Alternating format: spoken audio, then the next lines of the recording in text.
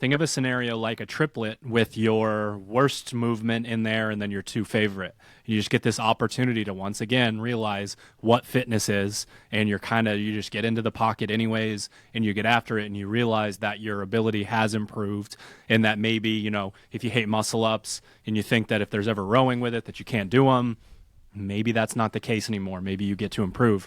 And then by extension of that, a lot of the top athletes in the sport have this like savant level knowledge of previous workouts that they've done. You hear them talking about it and they're like, yeah, October 6th, 2016, I'm pretty sure I broke those up 654. And you're like, the fuck are you talking about? That's crazy talk.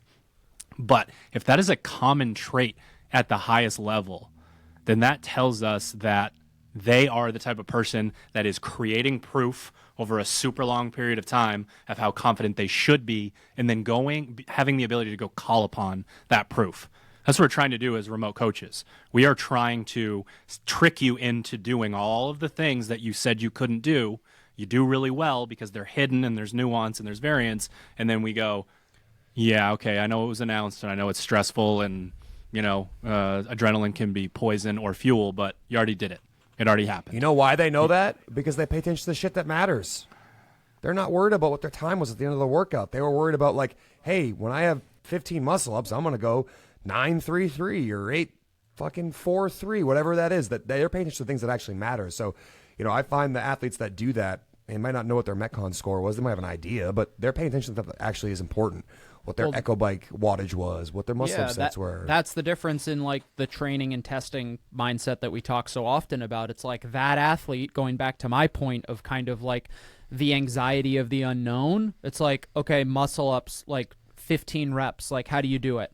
Well, the athlete who in their training pieces over the course of the year paid attention to like what you just said. It's like 15 muscle ups. Yeah, easy day, 10-5.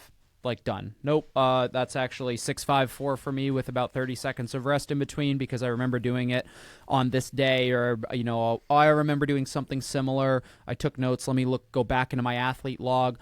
All of a sudden, like the anxiety of the unknown is gone. It's like this is how you're going to do it, and hopefully you've also developed enough kind of awareness as an athlete to say like, like this is actually feeling better today. Maybe it's 9-6 instead of 6-7, or 6-5-4, something like that. But again, that comes down to when I was training, I had a very specific goal and purpose and kind of I had information that I was seeking to find and to acquire so that I could actually implement it when it mattered.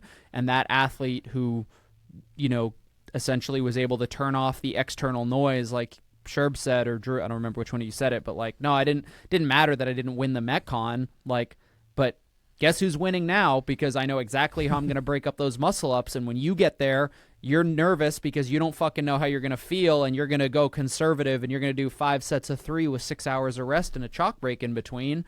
And it's only because you were so hyper focused on the outcome when you were supposed to be focusing on kind of the present, the thing that you were trying to improve in the moment.